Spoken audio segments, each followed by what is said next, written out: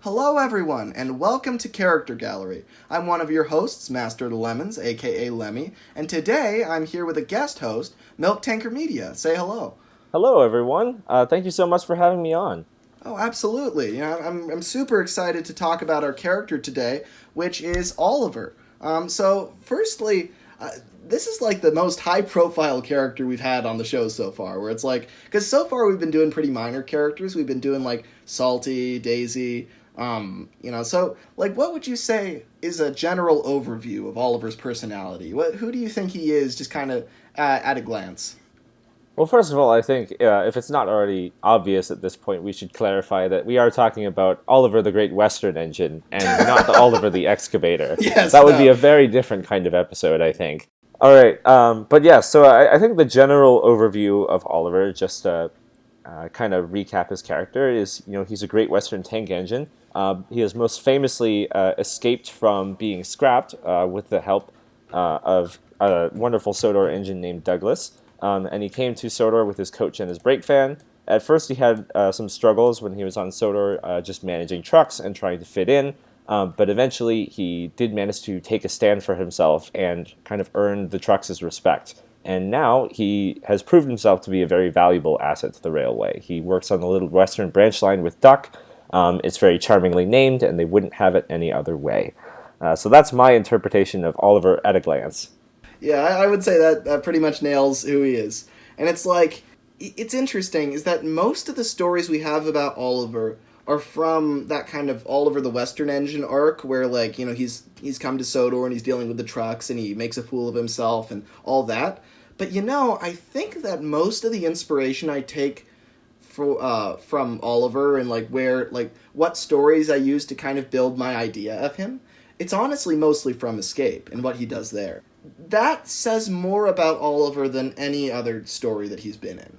Because think about how unusual what he did is. Think about just how rare it is for an engine to actually decide to escape. It's like the whole story of Thomas. You hear about scrap, you hear about engines being withdrawn, and it's a really sad idea.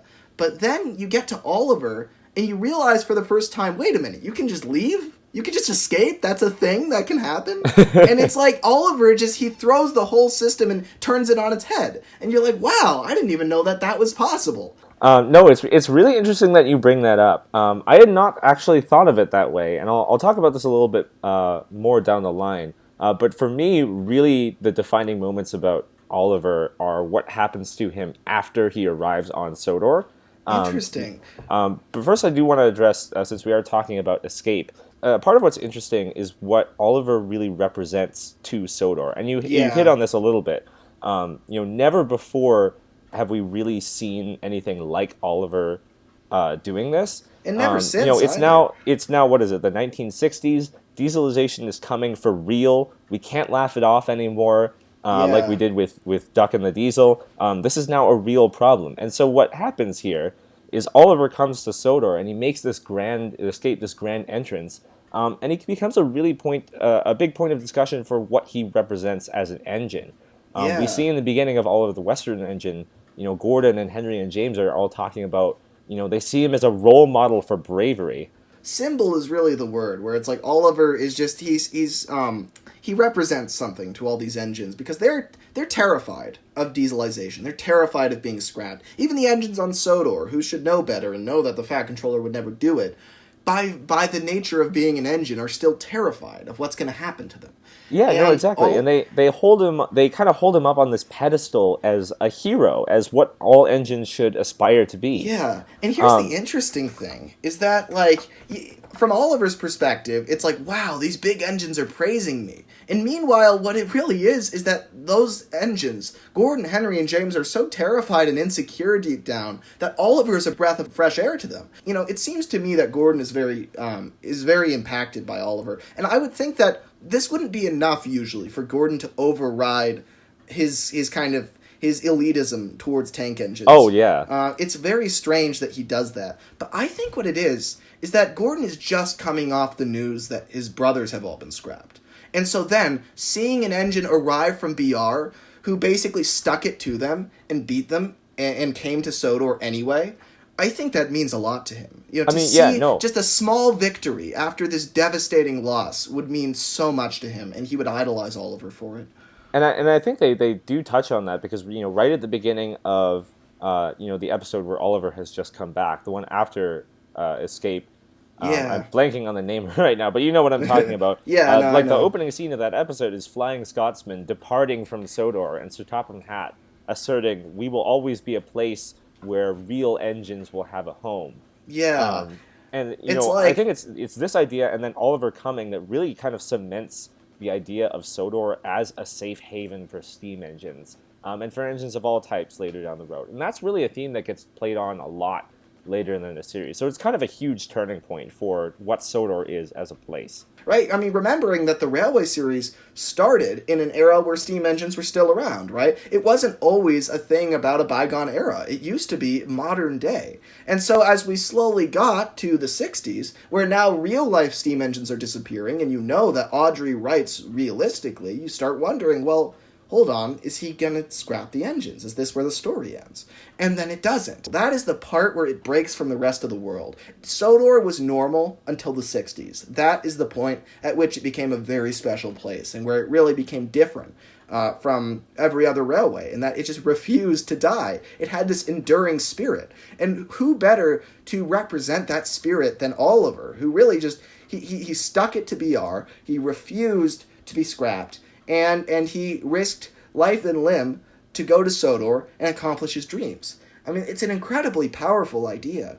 Yeah, and I think kind of going off of that, I think this is going to be a really interesting episode because I think you and I have picked up like different elements of Oliver's character. Yeah. And I think we'll see this going along, but I think we're going to have very different interpretations of the layers underneath I bet him. You're right. You know, I mean, it seems to me like you're focusing more on his Sodor days, and I'm very focused on this one element of him where he's like, I mainly color Oliver by his courage and his will to live and his drive to kind of to save his own life. But really, most of the material we have on Oliver isn't about that. Yeah, no, because his escape from scrap is largely like the kind of the prologue to his character. Yeah, no, when we first meet Oliver, he's like in the middle of the escape. Yeah, like all of this decision making on his part about wanting to escape, trying to get away with his own life. That all happens before we meet him. So we talked about sort of the expectation that's being set for him. Gordon and all the others seeing him as a model for bravery. We talked to him about what he means for the overall story, for Sodor, for dieselization, for what Sodor is as a refugee haven. Yeah. And I was thinking about this, and I've started to realize this must have been just immense pressure for Oliver. Yeah, he you're right. just came off of a railway where it was decided that he was not good enough, that he was not going to be worthy of continuing to work there. And now he's found this new home that he just arrived on. And quite frankly, I think there's evidence to show that he's not fully comfortable yet when he arrives. He's still scared of making a mistake, especially when this expectation is being set for him by the big engines.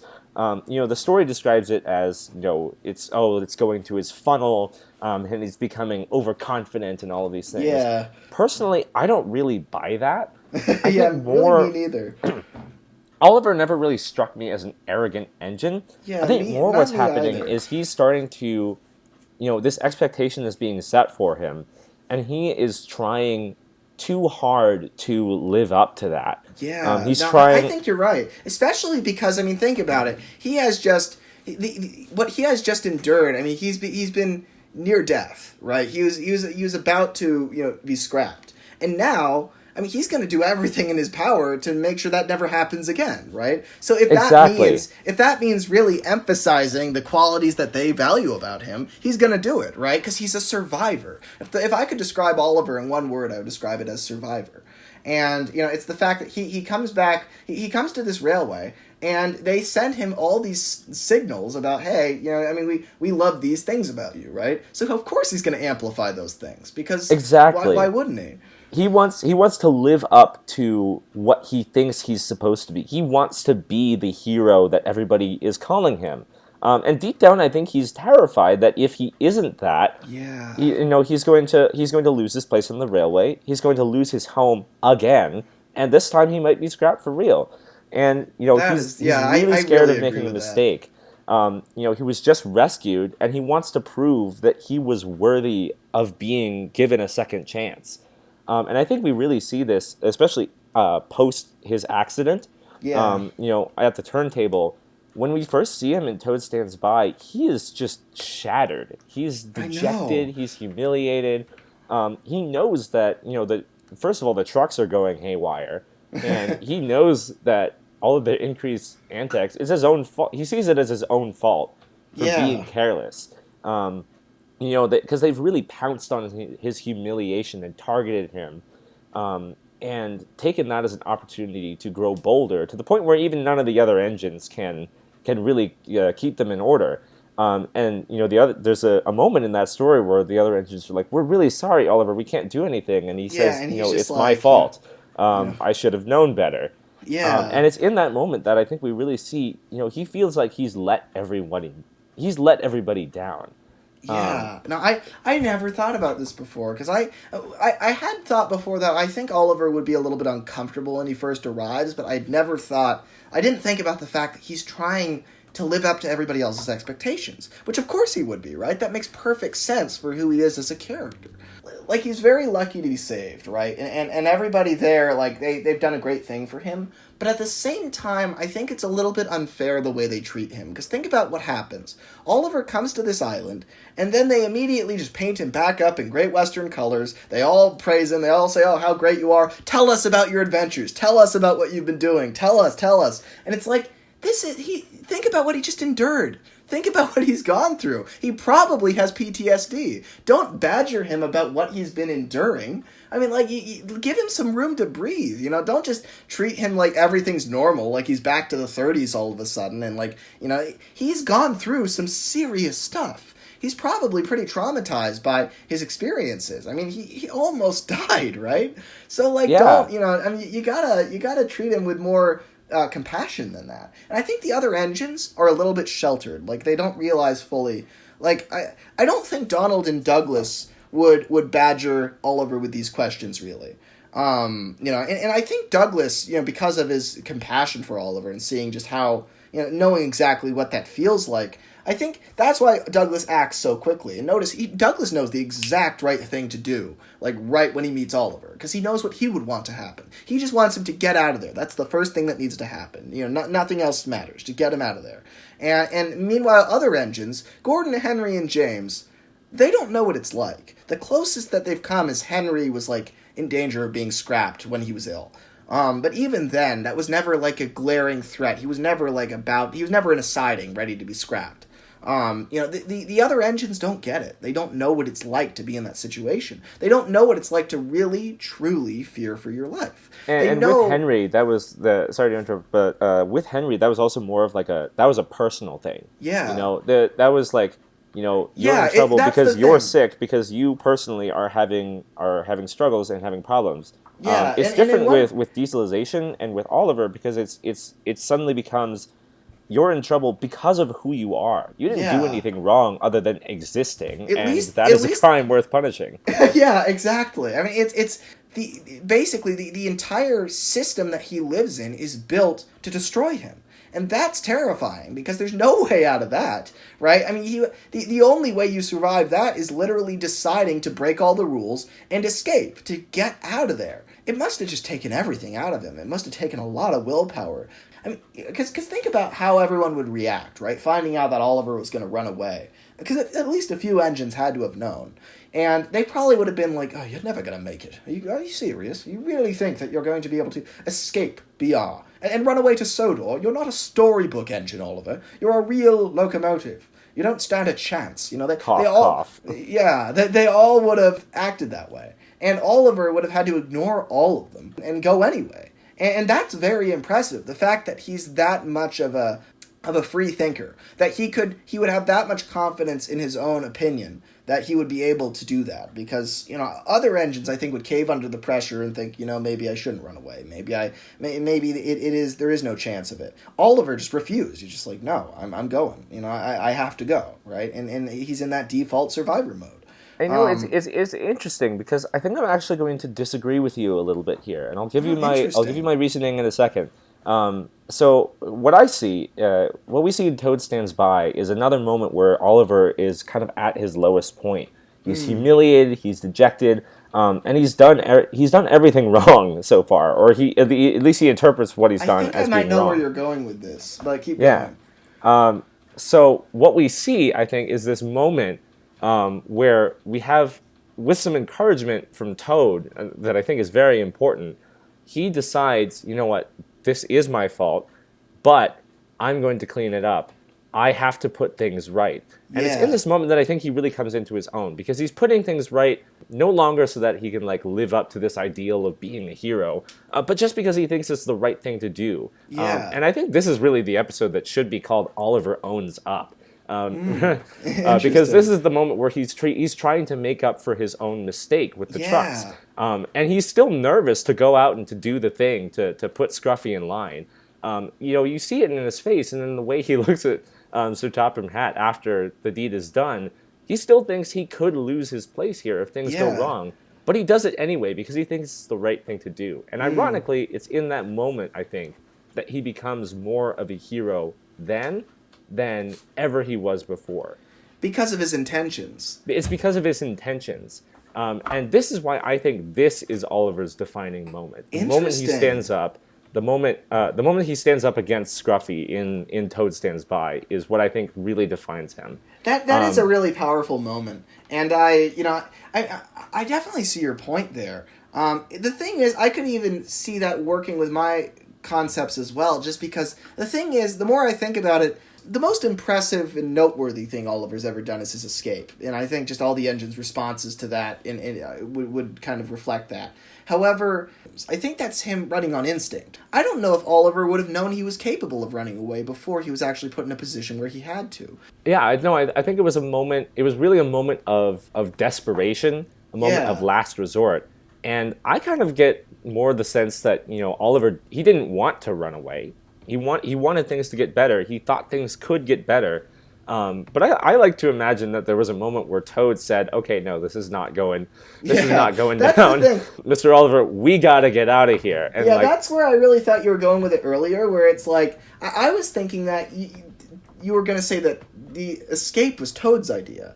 And that he's really because his encouragement in Toad Stands By really makes it look like, it's high time we talked about Toad, by the way, so I'm glad we're getting into him. Oh yeah, most of the way through the episode, we can finally talk about the main character connected to Oliver. But yeah, basically, so Toad is just, I think that, can I just say Toad is like Oliver's butler, and it's amazing. That is so great that he's got this really loyal butler, especially because the way I see Oliver, I see him as, I think that Oliver is on some level a little bit impulsive, and will kind of just, he'll act, he'll make snap judgments because he knows that, like when he knows it's the right thing, he knows it's the right thing. He's a gut thinker. And so he, when he ran away, that was a gut decision. It's all right, we got to get out of here. It got to a certain point where things got so bad, he immediately knew, okay, I have to leave everything behind. And he did, right? He can make that decision very quickly because he has very strong survival instincts. And I think the same thing is reflected in Toad Stands By, because I love that scene where Toad is talking to Oliver, and he proposes the plan, and Oliver's like, no, Doc, Toad's right, I have to, and he basically, and then Toad is like, yes. And Toad's almost a little bit surprised that Oliver agreed so quickly. He's like, I mean no disrespect, you understand, Mr. Oliver. And Toad's like, no, yes, of course, Toad, no, anyway. And he keeps going with the plan, right? He doesn't even hesitate. He's just like, yeah, we're doing this. This is exactly what needs to be done. And he and what he says there is exactly what we were talking about. It's this was my fault. This is my mess. I have to be the one to put it right. They're not going to stop unless I do something about it. Yeah. That is like the beautiful moment for me, is Oliver. I think whereas the escape, as grandiose and symbolic as it was, really came out of a point more of desperation. Yeah. This comes out of a place of resolve, of him actively deciding, I have to do this because it's the right thing. The thing is, I really like the... I don't know if I would say the escape is my favorite Oliver moment. I would say it's... I like it because it tells me a lot about Oliver that I could then apply to situations like these. I think there's a lot about Oliver's escape and about Oliver's experience with BR that would really inform his worldview. And that's really what I think is interesting about it. Because the escape itself is pretty cool, right? I mean, it's an awesome episode. Oh, yeah. No, it's a wonderful episode. But it's also, like, it's just kind of one concept that's pretty straightforward. And what I'm more interested in is how it affects Oliver's worldview going forward. Because I think that Oliver would actually become, I touched upon this earlier, but I think that after dieselization, Oliver would be a lot more cynical and jaded. And honestly, I think Duck would be the more hopeful of the two, because Duck would actually not have experienced that, right? And so I think Oliver would have a certain cynicism about him, where he just kind of he would not be the same engine after modernization. You know, he would still be able to crack a joke and have a good conversation and be charming, but you would always see this kind of you would see this level of seriousness behind his eyes. You would kind of see that he's seeing the world in a way most engines will never see it. And, that has informed the way that he will look at things going forward. But I really do love the idea of Toad, just of Toad in general. He's just so much fun, right? Because he's I think out of every character we've ever had in Thomas, Toad is the most loyal. Like, he's the most loyal. Loyalty is his main trait. He's very unflinchingly, unquestionably loyal to Oliver. He has full faith in him, and he will do anything for him. And, I think that's great, because Oliver's been in so many interesting situations, especially during the escape, but other situations as well, maybe before that, back on the Great Western, that it would be really interesting to see how Toad and Oliver interacted back then, and the lengths that Toad would go to actually assist Oliver. Yeah, no, it's interesting you bring that up, because I actually do want to touch on... Okay, quick side note.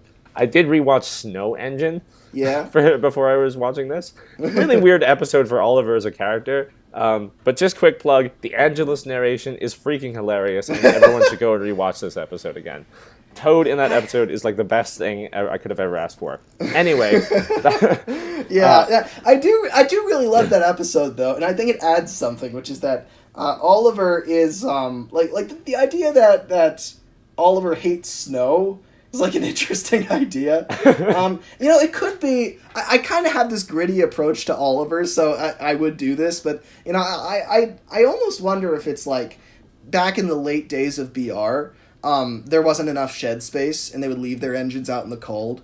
And, like, Oliver's hatred of snow is the fact that he's got trauma from those days. Like, it could be something like that. Just traumatized by winter. Yeah, honestly. I could really see it happening, though. And also, just during his escape, he was probably had to stay out in the cold a few times. Though I'm sure. Though it probably... Don't know if it was during... You could probably put it during winter if you wanted to. Depends. Yeah, I don't think they ever really specify. So, from the illustrations, it looks like not winter. Yeah. But, like, you could interpret it however you wanted. Yeah, you could change that if you wanted. Okay, but back to what I was actually going to talk about after that little Snow Engine side tangent. I do actually want to talk about... There's a couple of Oliver episodes in Season 5 that I think we really kind of underscore a lot of the points we were talking about. Specifically, Oliver's find. So in the beginning of that episode, what we see is Oliver, sort of pining. He's unhappy. He's pining for a long run, and Toad asks him about it. Oliver tells him, and Toad's like, "Well, maybe you should bring this up to the Fat Controller. I'm sure he would be able to help you."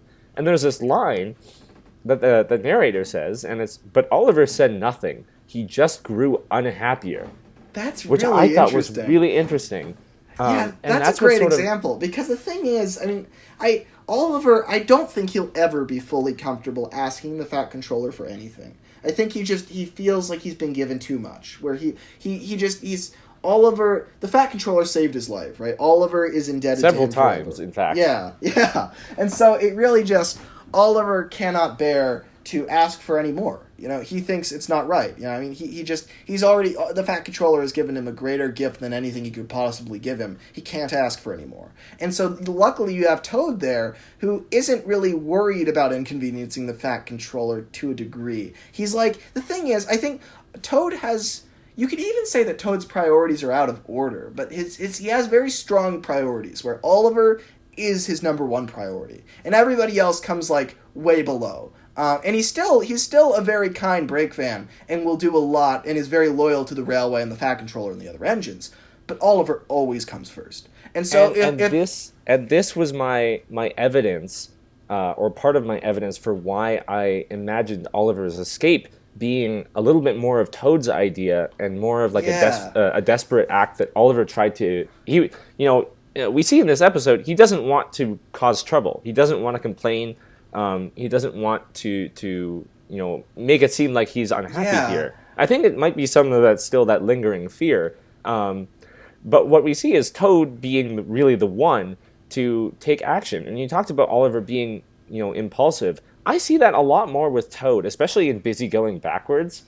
The thing is, I would say that your interpretation of this, I don't want to say more accurate. It is more accurate, I think, to the source material. But like, the thing is, like, I think any interpretation is valid, right? But basically, that's like, what you're saying here, I think it fits the most stories out of both of our interpretations. I'm just quite attached to the idea of Oliver being this more jaded, cynical kind of survivor type who kind of, who kind of acts, and, he's really the one who takes charge. But I can really, really see what you're saying here, where it's like Toad is the one kind of behind things. Because I've always liked the idea that in at least in Toad Stands By, you kind of get a taste of, you start wondering about the things that Oliver's done in the past, because you see what Toad does, and you're like, he's the one who orchestrated all of this. And all the trucks are terrified of Oliver, but it was Toad's idea. Toad was behind Toad's idea. This. And it's like... the episode is Toad Stands By. Toad is the one who's there, who's always there for Oliver, whatever he needs. And I think he's the one that Oliver always leans on in the times when he needs the most guidance to figure out what to do. Yeah, absolutely. I mean, Oliver really leans on Toad, and Toad, I think, gets a vast majority of his self-worth from being loyal to Oliver. That's his big purpose in life, is he serves Oliver, right? And the two of them are just, incredibly close in that regard. I honestly wonder about Toad Stands By, because it's a little bit different in the Railway series. In the TV series, because we talk about Toad being behind the whole Scruffy incident, right? But I think that goes deeper than we realize. Because the thing is, in the TV series, Toad is on some siding somewhere, right? Standing by, watching the whole thing. But in the Railway series, Toad is a stopping block behind Oliver's train. And I wonder if Toad was coupled to the back of the train and put his brakes on when Oliver was pulling, and got Scruffy torn in half. I wonder. This is something I actually wanted to ask you about. Yeah. Because I'm not really sure. The question is, was destroying Scruffy intentional?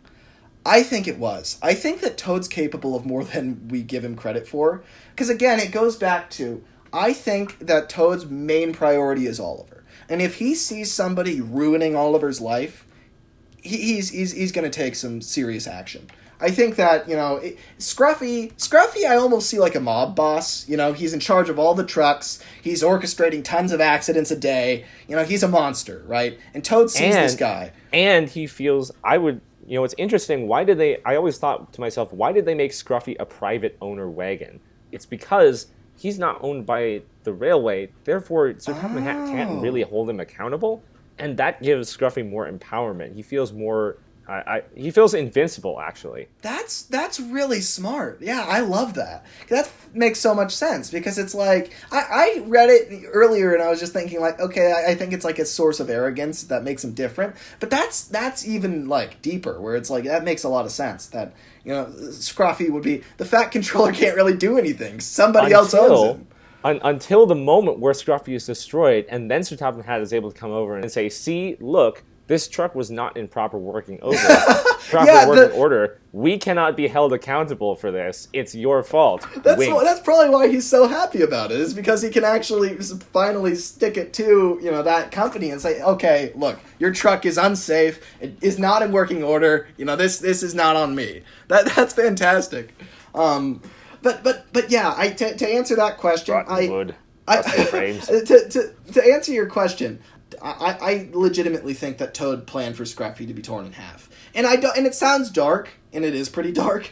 But the thing is, I kind of like the idea that Toad is this really sweet, break van that talks something like this, and he's got such a nice voice, and you think he's so cute, but like deep down, he's capable of more than we realize, because his priorities. He prioritizes Oliver. And when you've got somebody who is as big of a threat to Oliver as Scruffy, especially because of what we talked about earlier, right? Because Oliver thinks that he's still in danger of being sent away. And now Scruffy is literally flaming his reputation across the island, making him look as bad as possible. Who is more likely to get Oliver sent away than Scruffy, right? He's doing everything in his power to get Oliver sent away, essentially. So, of course, Toad is going to do something about that. Of course, Toad is going to take action. We rarely see Toad mad. It very rarely happens, just because he's so composed and he's so positive, and he's very much like a butler in the way that he acts. However, I think that that's one of the few... if they redid this in CGI, I think that what would happen is Toad, the first time he hears Scruffy making jokes about Oliver and inflaming Oliver's reputation, you would see Toad get mad. He'd be angry. And that's the moment he would decide he's got to go. And then he would formulate this whole plan, talk to Douglas. And the thing is, when we see, in the episode, when we see Scruffy get destroyed, Toad is smiling afterwards, right? As if that was the plan. Oh, yeah. And it's like... Toad is totally Oliver's vindictive butler. I'm sold on this. Yeah. I really like the idea of that, just because, I think that it fits in well. The thing is, what I like to do is I like to emphasize the most prominent trait of a character, right? So for Oliver, what I've emphasized is his survivor mentality. And for Toad, what I've emphasized is his loyalty. And I think that taking that to the logical conclusion, I think that he would do something like this. Because, Scruffy's given him every excuse in the book. It's not like Scruffy's got a spotless record. Really, he's a monster. He's crashed trains before. He's a danger to the engines on the island. Toad's kind of doing everyone a service, especially because Toad's job, his purpose in life, is to stop trains. It's to literally do the opposite of what Scruffy does. So really, by taking him out, he's doing exactly what his job is, and he's probably saved a few lives in the process. So, I think it's on some level honorable what Toad does, but at the same time, it's in a gray area where, I don't think Oliver fully realizes that was Toad's intention. The more I think about this, the more I am sold on, Oliver thought the plan was just to prove that he could handle the train. Yeah, exactly. And Toad always thought the plan was destroy Scruffy. Yeah. It didn't tell Oliver about it, but I think you see a little bit of that nervousness in Oliver at the end. I don't think he knew that that's what was going to happen. Yeah, no, exactly. And so I really love that as a concept, and that's just ever since I first kind of thought of that. That's how I've seen Toad. Is just kind of he's willing to go to great lengths to assist Oliver. Any lengths, in fact. Yeah, really.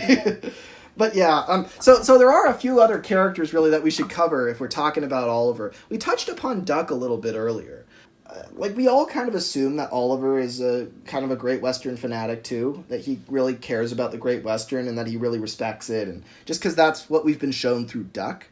But I think that the two are different in that respect, because here's the thing. Duck didn't really witness the Great Western turning into the monstrosity for steam engines that was BR. Duck, I think, would have seen the fall of the Great Western Railway as almost like BR had slain the Great Western, right? Like the Great Western was the victim. Right. But Oliver was around for 20 years after the Great Western ended. So at first, I think Oliver would have thought that way. He would have thought, oh, how dare this new, system, replace my beloved railway. But over time, he would realize the reality of the situation, which is that the Great Western wasn't slain.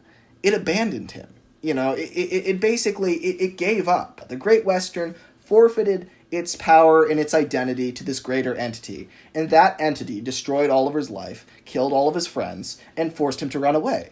And Oliver would realize, hold on, no railway is perfect. I don't know if Oliver would totally like being painted in Great Western colors. I think he would accept it. And I think when the Fat Controller gives him those colors, he would be very grateful, because it's better than BR colors. And also just because he's not going to argue with the man who just had a very heated meeting with BR to save his life. But Can you even imagine what was going down in that room? I know. It's like the Fat Controller must have just a silver tongue.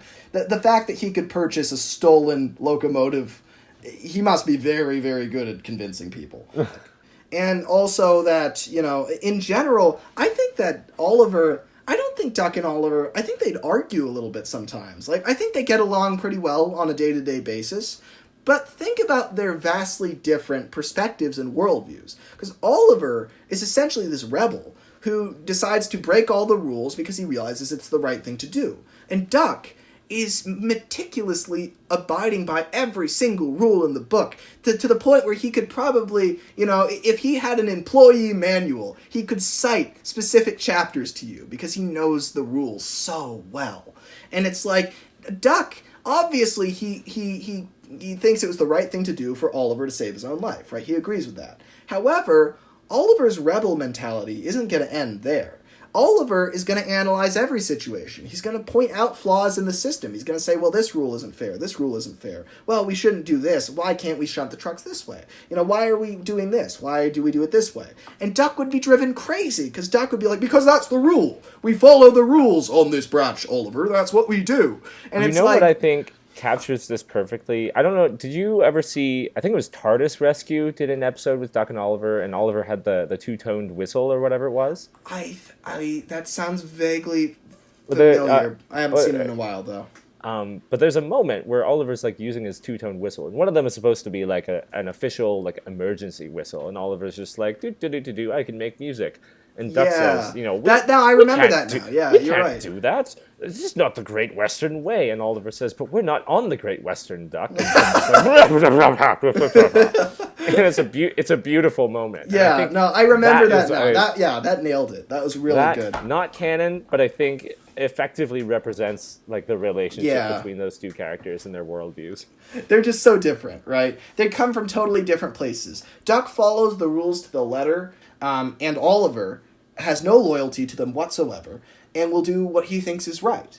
And oftentimes that means the two of them line up, because they're both Great Western engines. They were both taught the Great Western way, and so a lot of the Great Western way is actually very good. It holds up. Oliver has assessed the Great Western way and figured out, okay, most of this is actually really good, but some of these I'm not going to do this way. And Duck would be angry about those few things, but most of the time I think they would do things the same way, because the Great Western way is actually pretty good. But there would be a few times where they would argue. I think at least once a week or maybe every few days they would get into an argument, because Oliver he simply is willing to disobey or alter more rules than Duck is. He's much more open-minded. And it was then, after the argument, that Toad began plotting Duck's demise. Oh my god. But so I think that's the situation with Duck, right? And I think that they're, obviously Duck is one of Oliver's closest associated characters. The Caledonian Twins are the others, where I think they really have a lot to do with Oliver. Obviously, we've talked about Douglas's connection with Oliver. Douglas really empathizes with him, and he just sees himself in him, which is why he rescues him. And Donald, I don't know if we've seen Oliver and Donald interact all that much, but I assume their interactions are positive. Not that I recall. It's really more of a Douglas thing. And in fact, in the Railway series, Toad actually becomes Douglas's brake fan. Yeah. After the rescue, which I think is really interesting. It is interesting. I don't know how I feel about it. It makes sense, right? Because Donald and Douglas are the goods engines on that branch, and Oliver and Duck are passenger. So, it's weird that Oliver would have a designated brake fan. Frankly, I don't even know if designated brake vans are a thing at all on railways. But They're probably not. It's just a character thing. But it's probably just that Toad happens to be, in that section of the island. But it's interesting. I like the idea on some level, but on the other hand, I think here's the thing. I think that when Audrey was thinking about Toad and Oliver, the way he says, like he describes Toad as, like I think this is in the beginning of Oliver the Western Engine. He's describing everybody, and he says Oliver ran away with his coach Isabel, and then a brake van named Toad. Like that. He says like a brake van, as if like I think the intention. He's not Oliver's brake van. Yeah, like the intention was just like they needed a brake van, so they just took one and left. And so like he didn't even really know him beforehand. I don't like that personally. I like the idea they've known each other a long time. But I don't think that was the intention. I think that Toad was just some random brake van that ended up becoming closer with Oliver once. Because think about the reason he gives. He cites the reason of, we're Great Western, must stick together. Not, I've known him for 30 years. It's, we're both Great Western and must stick together. And that paired with the idea that Toad just gets given away to Douglas, I don't think he has much of a connection to Oliver. And which is like kind of totally becoming the antithesis of everything we've said about Toad. I know, and it's like that's why I just kind of totally ignore that. Like that's something where I'm just like, nah, I'm going with the TV series version on this.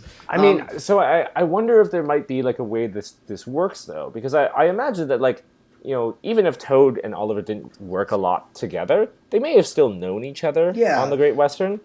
They may have still like had a friendship, had at least an acquaintanceship. Yeah. And then, maybe what it was like, they didn't really know each other, but then Toad started becoming the one who wanted to escape. That's interesting. Like started, I don't want to say manipulating, but like influencing Oliver into like having the same idea so they could escape together. That would be such an interesting thing to see. Because it's just, there's all these weird undertones where the more, at first, it looks like Oliver is the one who's escaping because he's the engine. And then the more we see of Toad and Oliver, slowly we get this bigger picture where it's like, hold on, every time that something happens, it looks like it's Oliver, when really Toad is the one who did it.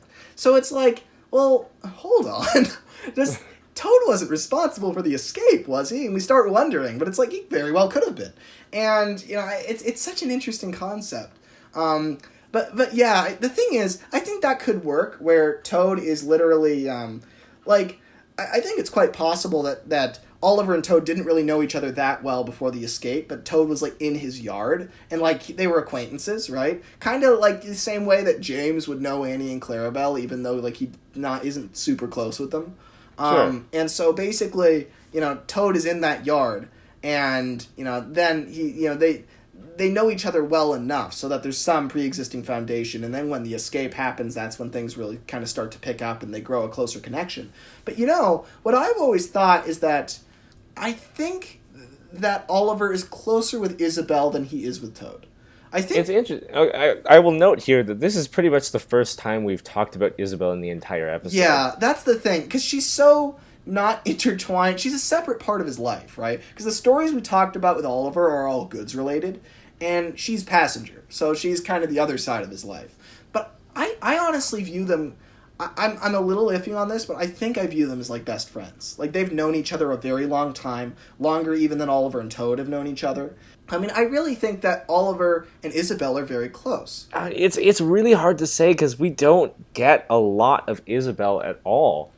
She just kind of becomes, just like any other coach in the Railway series, quite frankly. And then, Oliver, once he arrives on Sodor, there's like a one line where they're like, oh, and Sir Topham Hatt bought 3 more coaches, and 2 of them are Ducks now, and one of them is also Oliver's. That must have been weird.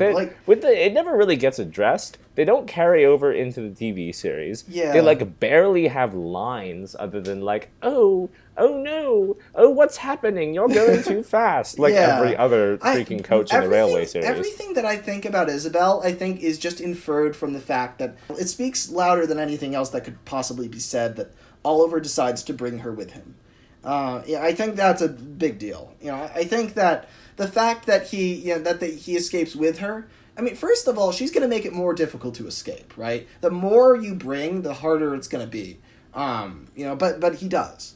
And I think, I would guess that she was his coach back on his old line. Well, I mean, in fact, that's, I think, what they say. And so they worked together a long time and are probably very close.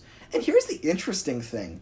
I almost wonder, I think that Oliver is Toad's world, but I don't think Toad is Oliver's world. I think that Oliver respects Toad a lot, cares a lot about him. Have a very deep friendship.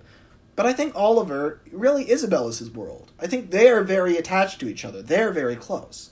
And then Toad is like a good friend of Oliver's, but there's kind of an imbalance there. Like, Toad has this immense loyalty, and you could even call it an obsession with Oliver. Like, he's kind of, his priorities, I think, a general theme here is that I think Toad's priorities are a little bit out of order. He's willing to go a little bit too far for Oliver.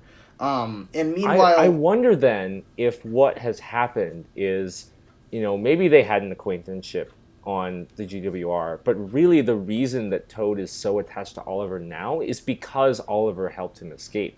Whether we decide that was incidental, whether it was deliberate, that's a really one good way or idea. another, Oliver saved Toad. And now Toad feels like he owes everything to Oliver, and that's where that loyalty comes from. Honestly, that might even be even after he becomes Douglas's break fan or whatever else, he's still hanging around in the background, kind of watching over Oliver because he feels like that's his duty. It's what he owes to him. Yeah, he's like his guardian angel. And then taking that to the logical extreme. I think that's definitely a way to see it, where it's like, in general, because of Toad, I kind of look at break fans like they're very loyal, disciplined. They're kind of servants of the railway. And I mean like public servants. They're almost the cops of the railway in a way, because they prevent the trucks from breaking away and causing mischief and endangering lives. And the break fan is the last line of defense before that. And that's what Toad is. So I think he's already very disciplined, very loyal, and I think it wouldn't be hard for him to redirect that loyalty to Oliver once, because he would just have this in his code already as a break fan, that when somebody does something of this magnitude for you, you owe them everything. And so that's that's quite possibly what happened with him. That's maybe why he feels so loyal towards Oliver. In fact, I would even go to say that's really, it's hard to argue that's not the reason. I mean, it's like, he is, like that's clearly the best thing that Oliver's ever done for him. And then that would require... But I feel like Toad's loyalty would be diminished if Toad were the one who started the escape then. I think you have to choose either or. It's either that Toad started the escape and his loyalty comes from somewhere else, or it's that Toad is loyal to Oliver because Oliver started the escape and he wouldn't have gotten out of there without him. But either way, they're both really cool interpretations. I really like both of them. Yeah. No, we've now run through, I think, 4 or 5 different interpretations of how Oliver decided to escape. Yeah. I would be interested to know from the commenters below, what do you think? Yeah. What is your interpretation of that part of the story? How did Oliver decide to escape? Whose idea was it? And how does that influence things going forward? Yeah, honestly, I would love to know what people's perspective on that is, because this is easily... Escape is easily one of the biggest Thomas stories. It's, I think, a lot of people's favorite, and it's very interesting to analyze and think about just how it happened, because we see a weirdly small amount of that story. It's exactly what we talked about. We meet Oliver kind of in the middle of that story, and the whole beginning of that is left up to interpretation. We just have these little clues based on how the characters behave. One line here or another line there to kind of piece together that story. And so It's interesting that that's been it's really been left up to us to decide, why that happened, and using our knowledge of who the characters are and who they've become to decide who they were before the escape. Yeah, exactly. So, I think we've pretty much covered Oliver. I think we've said everything. I mean, we could go on for hours and hours about Oliver, I think. I think there's a lot to pull out of him. We've gone over so many interpretations of his story. I think many more are possible.